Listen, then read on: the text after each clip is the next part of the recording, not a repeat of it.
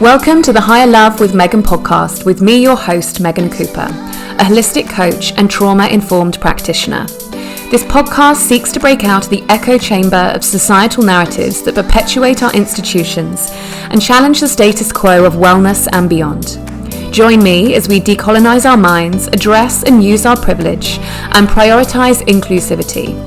Here, diverse experiences are honoured, and together we are fostering a space that stands for higher love for all. As a listener, you are not just here to passively consume. You're an ambassador for deep healing and societal evolutions, ready to engage in thought-provoking, challenging conversations. As your host, I'm committed to providing ever-expansive spaces that inspire us to contribute to a world defined by higher love.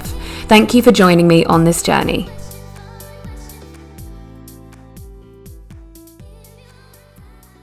Well, so good to have you here, Lara. Thank you so much for coming onto the podcast. As I was just saying, it's amazing to connect with you. I feel like there are so many people who kind of mutual friends, mutual acquaintances, and so many conversations I've had, people being like, you must know Lara. Here we are. So really, really great to connect with you. Thank you so much for having me, Megan. And yes, I've had similar exchanges with people. So it's really nice to finally be connected. Awesome. So I thought that it would be a wonderful place to start, as always with my guests, just to invite them to introduce yourself in a way that feels alive for you today, which is not necessarily the elevator pitch, but just in a way of introducing yourself this morning.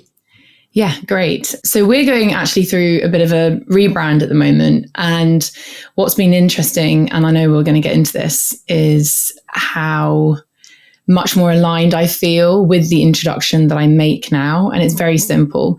So I'm a business mentor, community expert, and the founder of Found and Flourish. Kind of insert in there as well, the creator of the Give a Shit movement. And I am on a mission to support impact-led founders build for purpose and profit. So that's me in a nutshell, and looking forward to sort of delving into that a bit more with you today. Awesome. Thank you so much for that.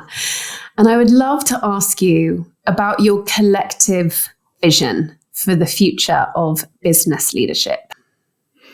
Yeah, this is a good question. And I was pondering over this when you sent me the questions, thinking, what does that mean? What does that look like to me? And I guess it's how I embody leadership and how I'm modeling it for my community, because I can only speak from my experiences and my own vision. But for me, it's where people lead with passion. I'm going to do 4 Ps: passion, purpose, people, planet, profit. I think that was 5. But it's this idea that we cannot lead with just one of those things anymore. Like passion doesn't pay the bills.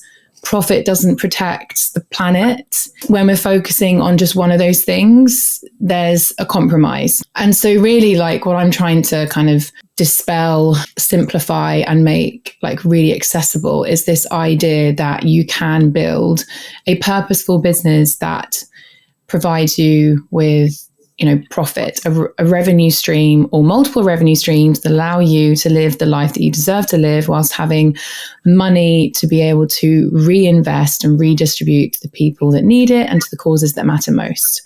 And so my kind of vision for leadership is one where we are all embodying those pillars as our mission and our drive to continue the work that we do, especially in a world where we're seeing a complete misplacement of power and wealth.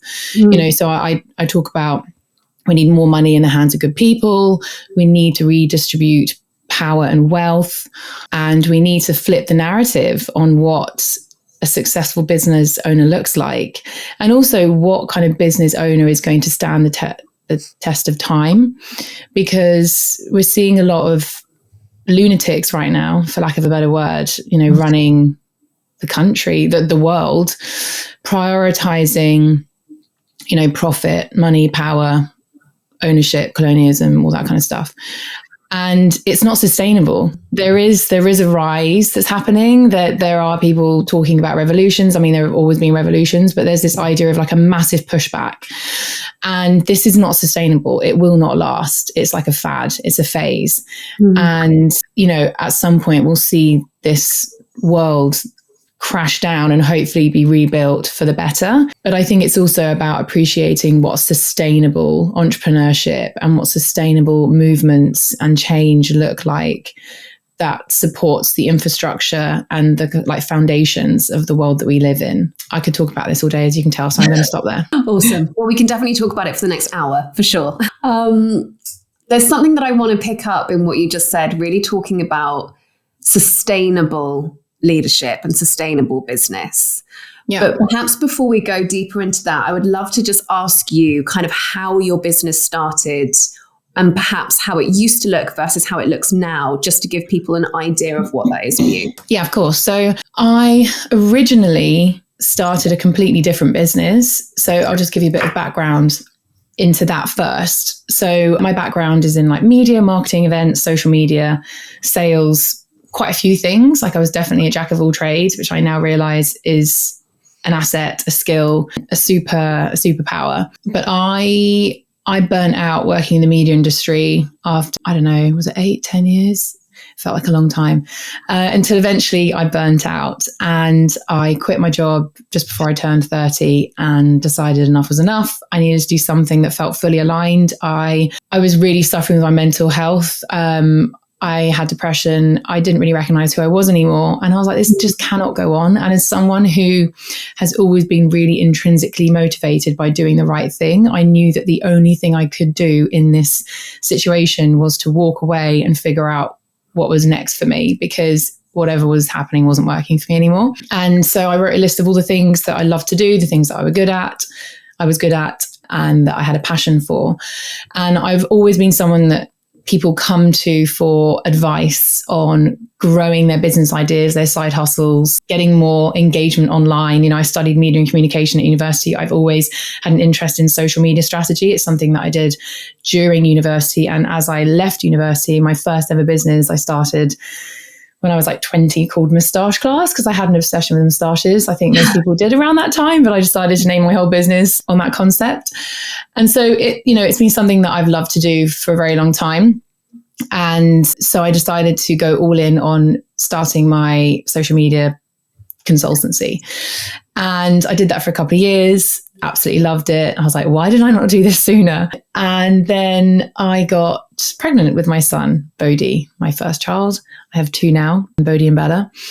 And everything changed from that moment, because I realized that running a business, it was almost like another mirror was put in front of me. You know, I was like, okay, I'm a mother now, but also a business owner.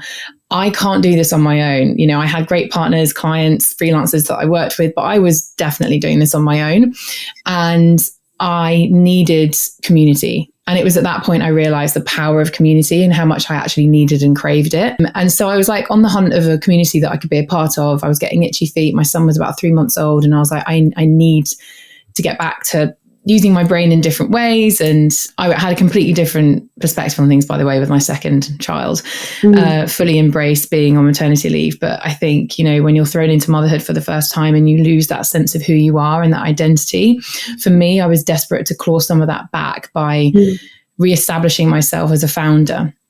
And I couldn't find a community that I could be a part of or relate to. And so that's where the idea of Found and Flourish came about.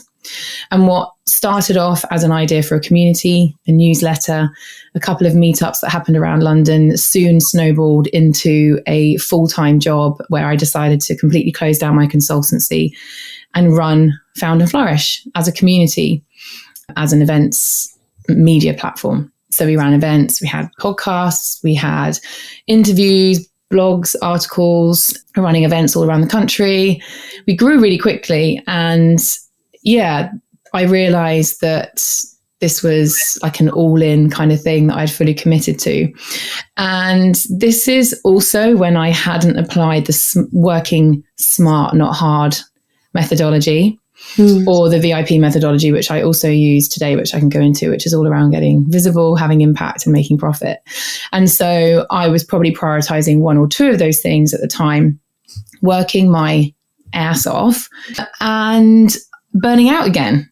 And it took me a very long time, I'd say 4 years of making lots of mistakes to realize how to run a business sustainably with community at the heart, whilst prioritizing purpose and profit, and also being visible in a way that was sustainable, consistent, without feeling like I was burning out and fighting the algorithm. And I think when I say these things, a lot of people can relate to this idea of struggling to find a sustainable framework that works for you based on your own personal setup, because everyone's like, this is the blueprint, this is how you do it. There really isn't a one size fits all. Someone might be a carer for a sick relative. Someone might have 3 kids. Someone might be trying to have a baby. Someone might be, struggling to show up online. Someone might love showing up online, but struggles to actually sell and convert. There's so many different variables as to why people are struggling with their business. And for a long time, I was putting the service of the community before anything else. And that was a mistake. And this goes back to this idea of those P's all lining up.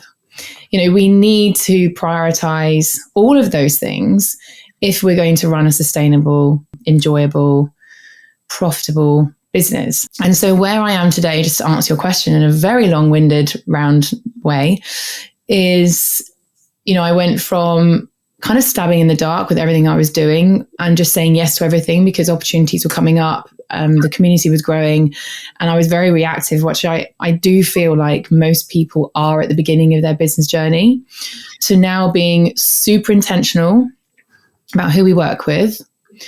And we can also come on to this, but I've definitely lost some very key partners in the business along the way, from aligning my values with my actions and what I say and do online, which I have no regrets about, but that's just the way it is when you are fully aligned with your values and you're taking action in a way that feels good for you. Might not necessarily, it might not necessarily be what everyone else agrees with. To, being really intentional about who I'm working with, the actions that I take, and adopting this approach of working smart, not hard.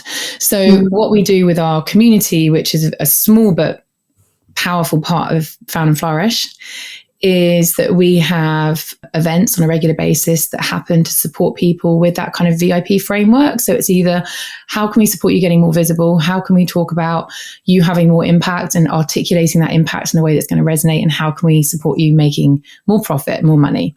So that could be understanding how Google Ads works. It could be understanding how to build your personal brand. It could be how to align your business with your values, which is something that Siobhan did recently, which was a fantastic workshop. Or it could be growth strategies. How do we show up online and sell with confidence? So there's lots of stuff there to unpack. And I think from a personal perspective, focusing on community, but also how am I going to generate revenue? Like what are my targets? What's important to me for the business, for the wider community, for the charitable donations and causes that we support? And understanding that actually the more money we make as impact-driven founders, the more purpose we have because of what we do with that money. It's not all just sitting in a bank somewhere. We're redistributing it. We're investing in small businesses. We're contributing towards causes that matter. We are buying other people's services who also are aligned with our values. There's this wonderful ecosystem and redistribution of wealth and power that happens when we prioritize making money for good. Amazing. Gosh, I have so many tangents I want to go off onto. Awesome. I suppose, let me just start here with a question around the women that generally come to you, to your community. What do you see as kind of like the central blocks that people come to you with? I mean, it's so varied. Mainly, and this is, I think, why the VIP framework works. It is one or two of those three things.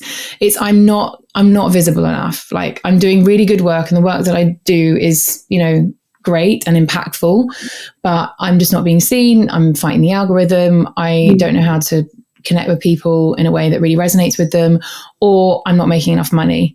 I need to make more money to make this sustainable. Often, if not always, actually, no, I'm going to say always, there's always an impactful element to their work, beyond just doing good work. However, often it's about how people articulate that impact that they really struggle with. So they know their work is making a positive difference in the world, but they don't know how to embody that in a way that translates to their ideal audience. And so I think a lot of the time people don't realize, but actually it is a community. It's a community building strategy that they're lacking, or a VIP problem that they have. So they've got all the right components, but they're not showing up in a way that's landing. They're not articulating their impact in a way that's actually resonating, or they're not actually either selling regularly, because people need to be told how they can work with you, what they're doing with their money. If you're like creating these amazing messages and telling people the difference that you're making and how you can make a difference to their lives, but then you're not actually saying where they can go to buy your services or your products, or to, you know, connect with you further, then you're missing a massive piece of that framework that's going to allow you to build a successful business. And if not that, then it not actually having the routes to working with you, i.e. you might have one offer, but it's not super clear. And actually, if someone went to your website or someone tried to connect with you on socials, there's no kind of pathway for them to follow that clearly takes them from saying, yeah, I absolutely love what you're talking about, I want to work with you, to being able to get their wallet out and sign up to work with you or buy your products. You know, sometimes it's as simple as like, what's the vehicle? Like how are people getting to that from like A to B? And I know that sounds really simple and oversimplified, but sometimes it can be just that. And the wonderful Sarah Dalrymple, she's a sales coach, and she talks about the fact that even through recessions, people tell themselves these lies. No one's buying, everyone's buying. People are always buying, and there are people ready to buy from you. They just don't know how. And I made the example in my VIP method workshop that I ran a couple of weeks ago now, where we've had, I think, 150 views on this replay. We had about 110 sign up, and we've had quite a few download it since. And I don't know when this recording's going out, but it might still be available for people to watch if they fancy it. But I made, you know, the point of saying, there's this like myth that we tell ourselves that people just aren't buying right now, but there are people buying farts in jars. Literally, there are people buying farts in jars, and you are wondering if your service is worthy of someone's money.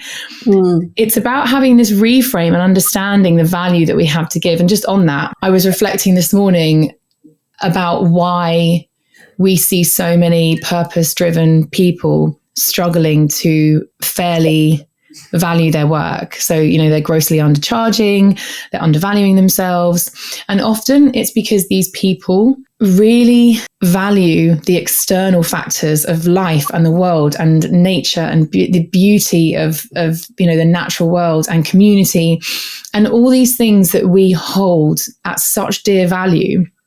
I think often we struggle to be able to see how our value matches that or reflects that. So often we'll find these people working so hard to make the world a better place, whilst completely undervaluing the part that they play in that.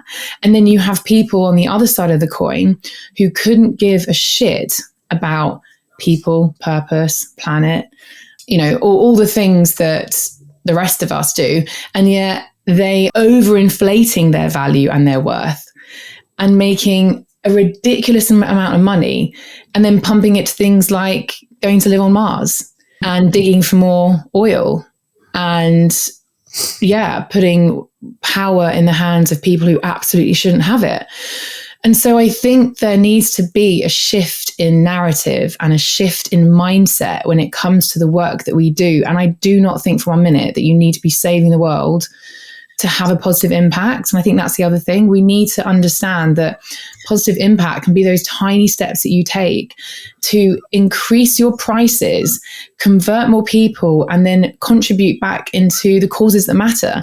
You know, even if it's like actually working smarter, so you have more time in the day to follow up on campaigning initiatives, to sign a petition once a week, to write to the Prime Minister.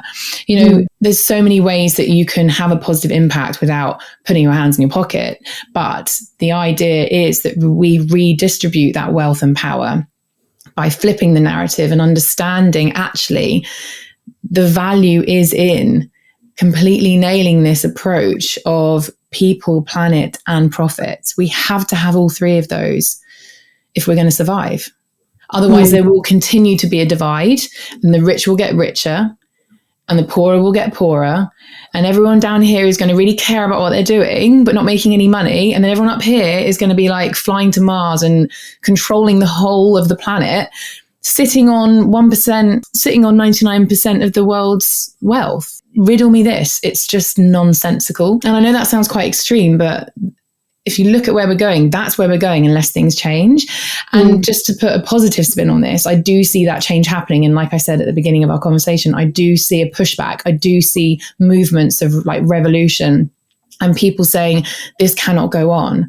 But we need more of that. We need more people feeling empowered to step up, use their voice, make more money, redistribute that power and wealth, and hold people up who are also doing that amazing work. I love what you're bringing attention to. I mean, there's so many aspects to this, but what I also hear is, you know, I'm really noticing online that there's so much more passion present. You know, I think with the intensity of what we've witnessed on Instagram and other social media channels, certainly in relation to Gaza over the last couple of years, I think that so much has been brought to the forefront that it's really encouraged so many more people to engage with current events and, you know, things happening around the planet. And I'm certainly noticing this rise in more activism, with passion that's being present. But what you're really bringing attention to, and what you mentioned at the beginning of the podcast, is like these things have a capacity to be short-lived and burn out if the sustainability element is not present. And I think it's a really important thing to bring attention to, you know, certainly for myself within that as well. I mean, I've certainly noticed like burnouts throughout my career, but also, you know, over the last couple of years of like really trying to balance the passion with the sustainability element. And I suppose a question arises for me there of like people who are finding themselves with so much passion at this point within their business. How do you invite people into sustainability within their work? Yeah, so I think that probably comes back to some of our values, or my values, that I absolutely live by through, you know, the community and the business that I run as well. And it's this idea of firstly health before wealth. So you know, if you're like I'm in mid-launch mode for my VIP accelerator, and I found myself getting quite fatigued by talking about it. And I noticed that not only my energy levels were dropping, I started to not look for bad news, but fortunately and unfortunately, my algorithm serves me everything that I care about. So I would go online and I would see things that immediately enraged me. And sometimes you can slip into this mindset of, well, what's the point? And, you know, I'm sitting here as someone who has definitely learned a lot over the last few years. And, you know, I've definitely redirected my business to be more aligned with my beliefs and my values than ever before. But I can still find myself in that trap of feeling quite disheartened and deflated and demotivated. So first thing I want to say is none of us are immune to that feeling of like the lack of sustainability sometimes, because we all get to these moments where we could be fatigued. We're seeing too much. We feel sad. We feel helpless. And so in that moment, just to answer your question, because I wanted to say, you know, we've all been there and I'm still there sometimes. I gave myself a day off. So I know that's a privilege and maybe not everyone can do that, but give yourself an hour off. I decided to close my laptop and I just went for a walk. I went for a swim. I listened to a podcast with Nick Grimshaw and Annie Mac because I just needed to hear something just completely off topic. And I think also having that headspace sometimes to reconnect with what's important to you is often all you need. And I can go into practical examples of how to do this sustainably. But I think often it is a mindset thing. And if we tell ourselves that we're not going to make a difference unless we work every hour that we've been given, then we are going to burn out. So I think it's also about understanding what do we need to do on a daily basis to move the needle forwards? Like, how can we have impact with the time that we have and the actions that we take, so that we don't find ourselves just scrolling on Instagram or creating content for the sake of it and not actually knowing where any of this is leading to. So I hate to bring it back to this, but I will, because it works. Focusing on that VIP. So am I being visible? Am I visible today? Have I been visible? If not, what can I do? How can I show up for 5 minutes on a story or a post on LinkedIn or a grid post, just sharing a quote of something I believe in, or talking about why I'm so passionate about what I do, or dispelling a myth that is holding my target audience back, or introducing again why I do what I do and why it's so important. So I think this idea of, how can I show up in a way that feels sustainable in a bite-sized manner so that I'm not overexerting myself? Am I focusing on the actual impact of my work? Because if I'm not, then what is the point? And that's what I had to do. I had to go away and go, okay, why am I doing this? What is the impact? Oh yeah, okay, it's to, support impact-led founders really build purposeful, profitable businesses so that they can have more impact and, create the positive change they want to see in the world and all that good stuff. So really like honing in with that as well, like revisiting your why and your beliefs. And then the profit piece, you will burn out if you're not making money. Money is a form of energy. It's an energy exchange. And if you're not getting paid for your hard work, you will burn out.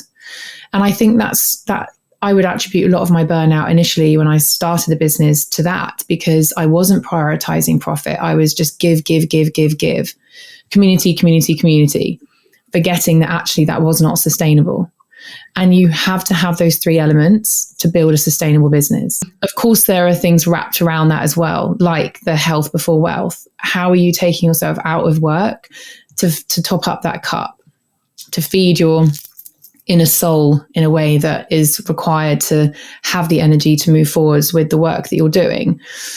What's the community element that you're embodying? Are you part of a community? Are you giving back as well? Because often we are energized just by giving back and by doing something for someone else, rather than always thinking, what do I need to do next for me in the business? Or actually, what could you do for someone else? I find that sometimes when I'm feeling demotivated and I see I've got calls or client calls or partner calls like in my diary, I know after that call I'm going to feel energized because I will be giving my time to someone else.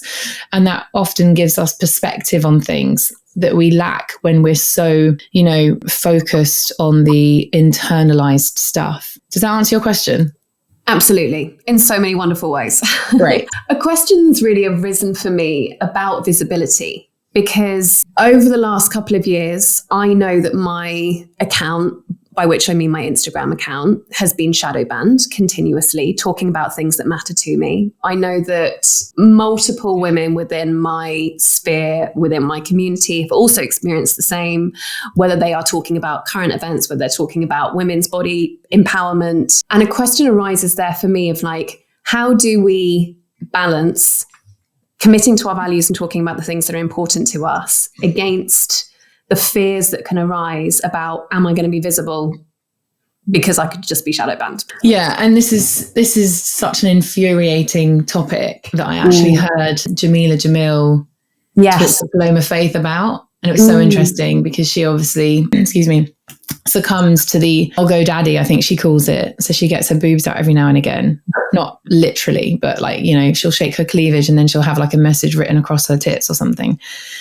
Because the algorithm, is programmed to shadow ban anyone who talks about genocide, nakedness, vulva, sex, anything really that, relates to those types of topics that are so important to talk about. And this is why it's so infuriating. So yes, I actually shared something today about a Palestinian family being reunited, and my stories after that completely bombed.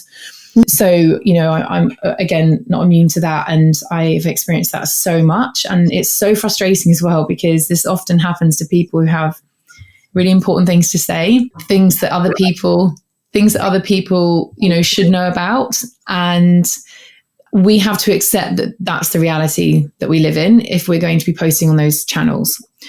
I would say there are a few things here. The first thing is being very considered about where you're posting these things.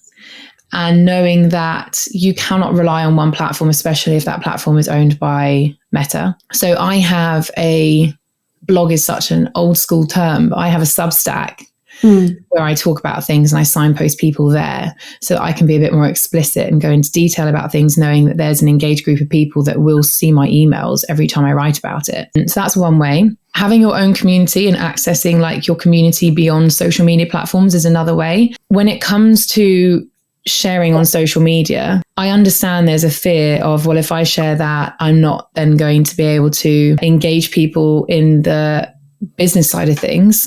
And again, that kind of, what's the phrase I'm looking for? It contradicts the kind of the purpose of showing up online, right? Because you want to show up online and talk about things that matter to you, but then you also want to build for profit, make money, but you can't do that if you've been shadow banned for talking about things that are important to you. The way I do it is I have certain things that I've scaled back on talking about as much.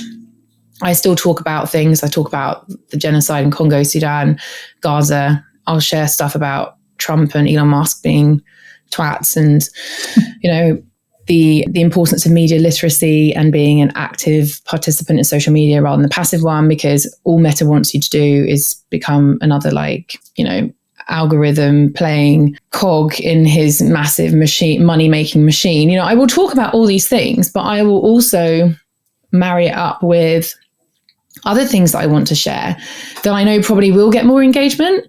And it's twofold. It's that really entertained me, or that really strikes a chord with me. I'm going to share that. And then I might share something again, you know, by Middle Eastern Eye, or, you know, another account that I'm probably associated with that then causes me to be shadow banned for a while. So unfortunately, there is an element of playing the game, and going back to Jamila Jamil's approach. If we are going to be using these channels, we need to find a way of navigating, using our voice for good, whilst also kind of playing the algorithm at its own game. And just to give you a bit of practical advice, you know, you could do something like, you could find reels that have high engagement, or you could find quotes that really relate to what you do.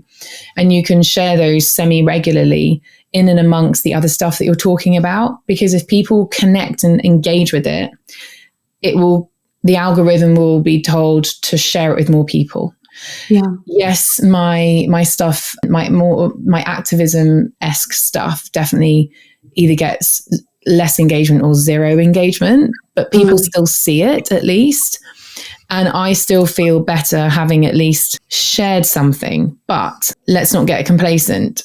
We've got an amazing woman, Adele Walton, who's a Turkish journalist who lost her sister to suicide and has written a book called Logging Off.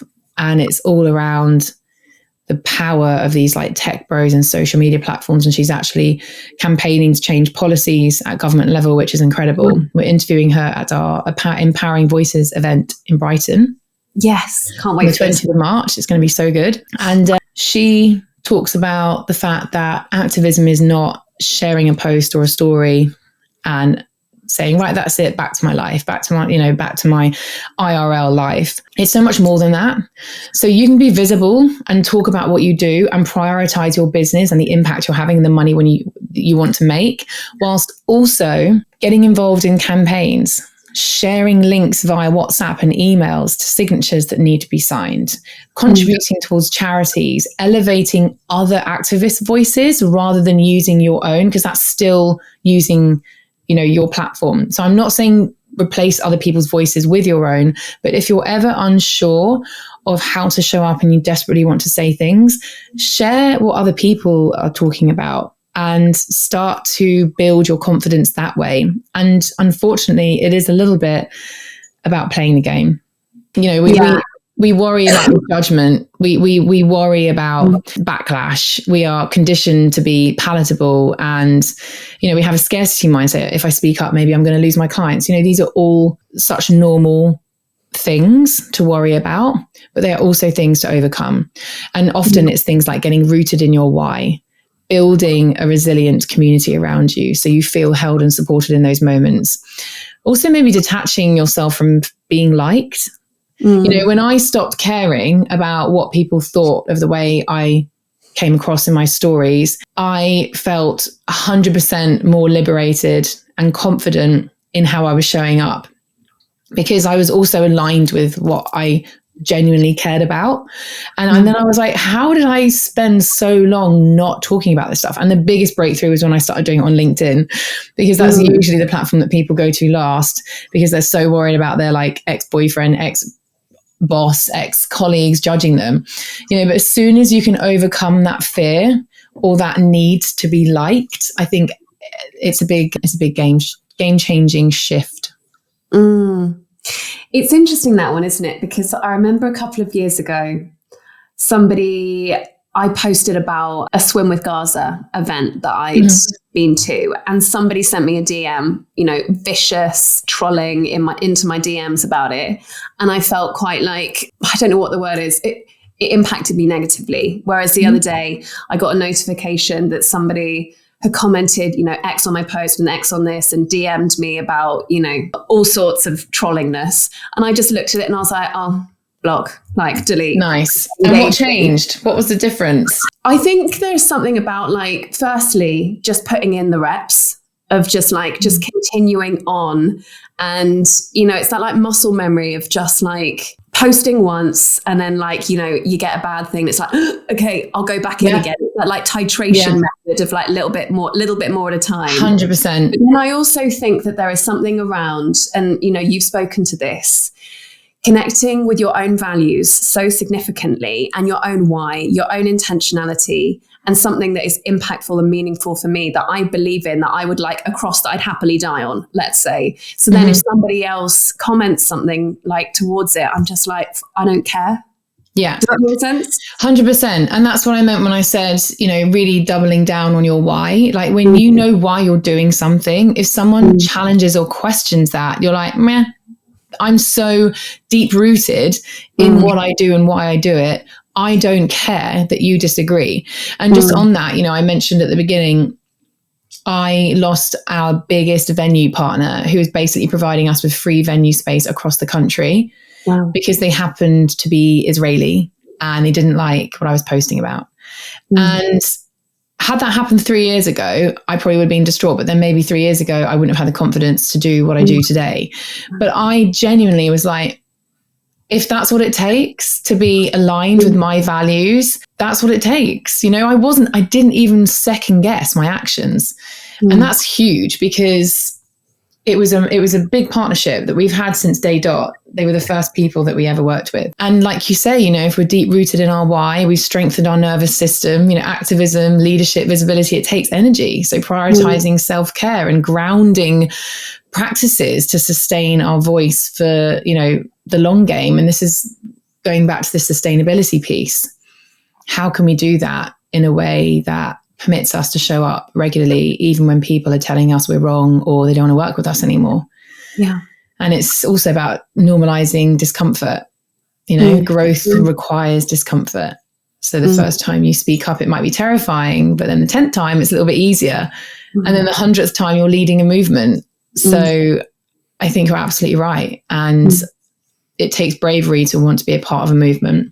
And I think we need more bravery in this world. Has activism always played a role in your life, or do you feel like there have been particular catalysts around that? I think I came out of the womb fighting for justice. The reason I asked that was that I read in one of your posts about you writing to the Prime Minister, which I love. This was before the internet, or at least before we had internet. So now I'm like on a daily basis writing to the Prime Minister through Humanity or some other amazing campaigning organization with these incredible templates. So it's like a click of a button. But back then it was like, I'm going to get my pen and paper out.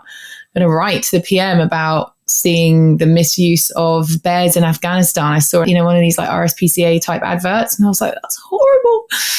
My mom was like, what do you want to do about it? And I was like, I don't know. What can I do about it? And the leaders need to know about it. She was like, write to the Prime Minister. And I was like, right, I'm going to write to the Prime Minister. So the first time I wrote to the Prime Minister, I was 9.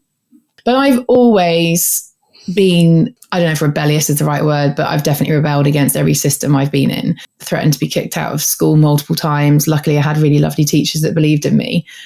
But I don't like authority, especially when it's misplaced. I don't like people being a certain way just because they have power. And that includes my parents, unfortunately. So, I definitely push back with them as well. And they love me for it now, but I'm sure they were like, oh my God, what have we created? Yeah, I've definitely always had an activism flair about me. I've always been very interested in campaigning for things and speaking up for what's right, and to the detriment sometimes of my relationships. I've fallen out with people in the past, because I'm like, you shouldn't be promoting that, or you should be saying this, and unfortunately that is who I am.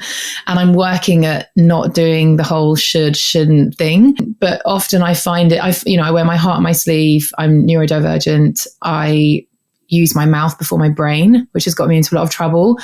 But I think sometimes we probably need more people acting from that sense of justice and purpose rather than logic, because logic gets in the way and goes, yeah, but they'll judge you. Yeah, but you might lose that partnership. Yeah, but what if? Whereas if you're like, that is wrong, what I'm seeing or hearing is wrong, I have to say something, I will deal with the consequences later. And like I say, sometimes to the detriment of me, but if I think really honestly, like, I don't regret any of the decisions I've made. Genuinely, I don't. And I wouldn't be where I am today doing what I do had I not done those things. So absolutely. And, I think exactly what you said of we need more people leading from the front in that kind of respect. Do you nurture your kids' kind of rebellious streaks just as yeah, I do. And they are so fucking rebellious. Oh my God. We'd need a whole other podcast on this, but I do. And, Rich and I are very much of the belief that we don't try and minimize their feelings. We allow them to scream and shout and throw things. We're like, yeah, you do you, and then we'll talk. But it's infuriating because also I think it's triggering because it's very much how I was like as a kid. And I'm obviously trying to unlearn the way I was parented. Bless my parents, but it was a completely different generation. Yeah. So it's a real test of character. But I am so grateful to have two young children who at the moment are a boy and a girl. Who knows what they want to be when they're older. But, we need rebellious children. We need big characters. We need bold people. We need people standing up for what they believe in. And we need parents to help shape their views of the world so that they understand what's right and wrong and what they can be in control of. Like I explained to Bodhi why we don't go to McDonald's anymore. And now when he sees it, he's like, we don't go there, do we, mummy? Because they feed bad people who, I can't remember exactly what he said, but I was just so touched that he had remembered the way I'd explained it to him. And he was quite happy to never go there again because he realized that it was against our values. And he was 6, when he said that. And I was like, they're such sponges. It's so important to nurture those like streaks and those characteristics whilst they are young and whilst they can grow and learn and develop in these wonderful ways that we're seeing them develop. Yeah. So, yeah. Amazing. And something else that I really wanted to speak to about your share about this kind of need for rebellion is, I guess one of the things that over the past couple of years has really radicalized me, let's say, is being part of the wellness industry where there's one narrative that is being pushed around this kind of, advocating for peace for all, but then a complete lack of speaking to urgent issues happening on the planet. And there being this huge gap between kind of what we're pushing and the reality. And, a question comes up for me of people who haven't, people who are listening to this conversation who haven't yet put their values or their things that are important to them into their business, into the way that they're connecting, with their audience. If they haven't yet done that, how would you speak to that to encourage people to start connecting with issues that are urgent? That's such a good question. So I've always thought I led with impact and purpose, and I have, but I found myself last year falling into an empathic distress hole, feeling very helpless and falling into a pit of depression and despair because of what was going on in the world. And the reason why I felt that way, apart from the obvious, is that my actions were not connected to my beliefs anymore. So although I was sharing things online and getting involved, I was also then running a business where I felt I had to put a mask on. I can't talk about that in my business because it might turn people off. I can't show up in that way because what if they're like, well, hang on a minute, I thought you were for like women and non-binary people, closing the gender gap. What's all this about everything else you're talking about? For a very long time, I didn't connect my values to the business and the actions that I was taking. And I got to a point where I made the decision to close my business down. And I didn't, thankfully, because I sat on it for about a month. I'd written messages that I hadn't published yet and posted, basically saying that giving you a couple of months and we're closing down at the end of the year. But I think what changed was I really sat with my feelings and my emotions. And I did a lot of soul searching without really realizing it was soul. I wasn't like, today I'm going to do some soul searching. It was like, oh my God, who am I? What am I doing? Why am I on this planet? Why do I feel so misaligned? And what can I do to change things? And I think if you're someone who doesn't feel fully connected or like your values are aligned with your business or the actions you're taking, I would just take some time, do some exercises around what your beliefs are. Look at Ikigai, the Japanese concept for your reason for being. I talk about him all the time. I can't remember his name now. Look at the 4 zones by Gay Hendricks. Understand what your strengths and your weaknesses are. What's important to you? Where do your passions lie? How can you find an intersection of the things that you're good at, the things that the world needs, the things that are important to you, and the ways that you can make money? When you can find that intersection and completely align your values with the things that you're doing, I promise you, work will feel easy. Like there'll be hard moments, but the state of flow you're in when you do have those all aligned is like no other feeling. And so I would do a bit of, I give yourself some time to do some exercises and get really clear on what's important to you. And you could look up things like, you could look up exercises, firstly, values building exercises. There'll be loads online. I'm not going to go through them all now, but what makes you angry? Like what gets you up in the morning? What would you change about the world if you could wave a magic wand? And then almost like work backwards. So what's important to you in order to achieve that kind of vision that you have for the world? And then how can you apply those values and those beliefs into the work that you do? And Siobhan did a really great session on this, because she was saying, I'm a copywriter. I'm not going out and actively changing the world in ways that you would expect someone to when they say they're impact driven. But it's about elevating minority voices. It's about contributing towards causes that matter. It's about talking about things that are important and aligning that with the work that I'm directly doing with my clients.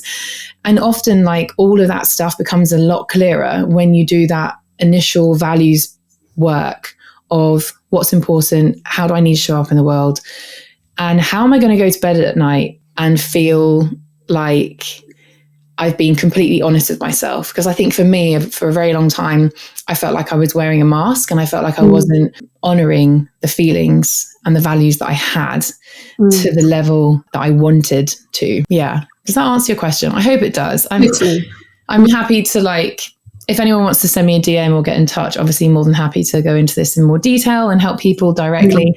But it's such a personal journey. I guess for me, it's about giving yourself the time to really reflect on what's important and almost reverse engineering that and working backwards. I'd just love to ask a quick question on that. I know for a lot of people, there is a lot of fear that comes up around if I take kind of the mask off and I do talk about the things that are really important to me, or I change my business or I pivot, there's a lot of fear that can come up. And I know that we've touched on the fear of being misunderstood and, edging into the discomfort.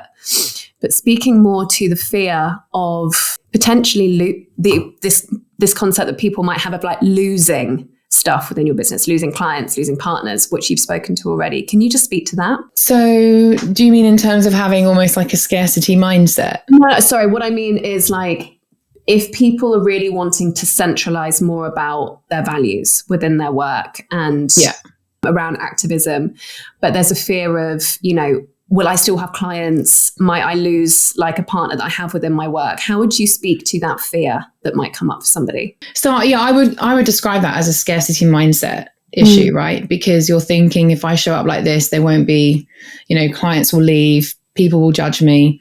And I think I would ask you, what's the cost of that versus the cost of you not being fully honest with yourself? Because for me, being outspoken, I still worried about judgment. I worried about people suddenly going, well, this isn't what I signed up for, and leaving. And the cost of not being fully honest with myself was 6 months of detachment from everything, including my family. Like, I really struggled to connect and parent and mother. And, my partner was like, you are a shell. I don't know who you are anymore. And that to me is like a huge, huge cost. And I'm not saying people are necessarily going to go into those like extreme pits of emotion, but what is the cost to you? I always ask myself, when the kids are older and they're at uni, or I'm on my deathbed, how am I going to feel about the way I showed up and the things that I did, and what regrets am I going to have? And that question allows me to be more present with the kids when I'm with them. I now don't work around them. I've never worked around my daughter, but podcast for another day, conversation for another day. But I worked a lot when my son was a baby and a young child, and I have lots of regrets about that. So, it's about kind of realigning our values. What's important to us? How can we live our lives and move forwards, and what actions can we take that we're going to be really proud of when we're older? And I think it's about asking ourselves those questions, being really honest about what the cost is if we're not aligned fully and showing up in a way that is important to us. I think being honest with ourselves is the greatest thing that we can do and be. I love that. Yeah. And a couple of times over the last couple of weeks, I've really entered into conversations with people about what it actually upholds on an energetic level within our body, to be like living a lie, to not be living into like our full truth, showing our whole self, and how much stress that causes on the body. So I guess, that was really what was coming into my head whilst you were speaking of like our ability to show up within our work, within our business, within our missions as our full and whole self. Totally. Really creates so much less tension and stress within our bodies, but then also, of course, gives other people permission to do the same. Yeah, I mean, you just put that so much more eloquently and articulately than I could. But yeah, that's exactly it. It. And I think it's that state of ease and flow, isn't it? And we are going to have that tension and resistance if we're constantly fighting against what we really want to say and do, Yeah, absolutely. And I know that we don't have much time for much more, so I just want to ask a couple more questions before we sign off. I would love for you to introduce Give a Shit Global. Okay.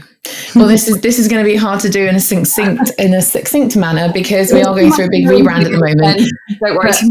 No. So yeah, it started off as a bit of a movement that I wanted to create off the back of deciding I was going to close down my business.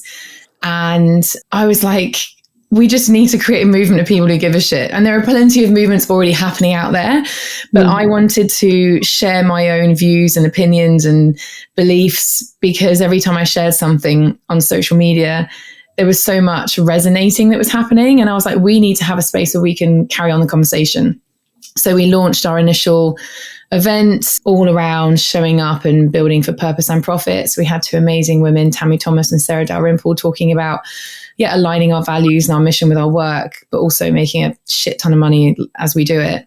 And we were talking about selling with confidence, growth strategies, pitching, negotiating, all that kind of stuff. And we raised almost £1,000 for medical aid for Palestinian people. And that was amazing and mega. And I think in my typical ADHD way, I put everything into it, and then it suddenly grew quite quickly again, and we had about 400 subscribers on Substack, and lots of people asking when the next event was, and I was like, it's too much going on, and I panicked a little bit, and then I had this kind of shift in mindset where I was like, actually, I can do this in one space, because I was trying to kind of balance the two interests. And I was like, this makes no sense. It has to be the same. It has to be like, this is me. I need to show up as me truthfully and honestly and wholeheartedly in any way I show up, rather than just trying to split myself.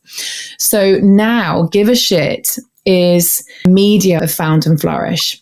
So this is where conversations happen around activism, using your voice for good, making money for good. There's definitely a crossover with some of that with Found and Flourish, but Give a Shit is our media. So we've got a podcast coming called Gas Talks. We've got a series of events coming up, and obviously Give a Shit is a part collaborator with the Brighton Wellness Festival, with the Empowering Voices one that we're doing on the 20th of March in Platform 9 in Hove, raising money for War Child. And really this was like, an initiative that I started out of a deep frustration of the lack of conversation I was seeing amongst my own community. And I was like, let's start these conversations and create a safe space for us to do that.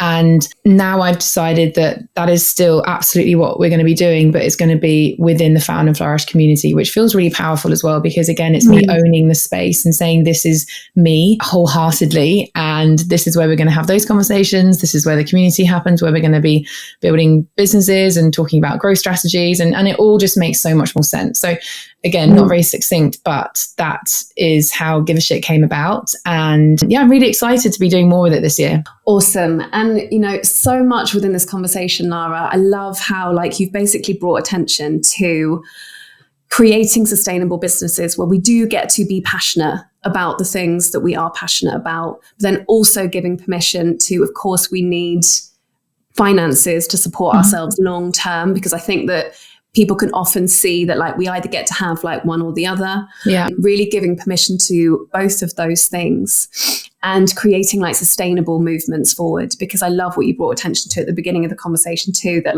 it's all very well for us to be up in arms about all of the urgent shit that demands our attention right now on the planet. But actually, how are we going to resource ourselves on an ongoing, sustainable basis so that change can continue to happen? So much of this has been so powerful. Thank you so much. Oh, thank you so much for having me. I've absolutely loved the conversation. And I feel like, we could be talking about this all day and still not get underneath all the layers, but it's really nice to have the space to talk about this and to explore it more. So thank you for holding the space. I hope your listeners found it useful, and well done for, just running an amazing podcast and bringing these conversations to life.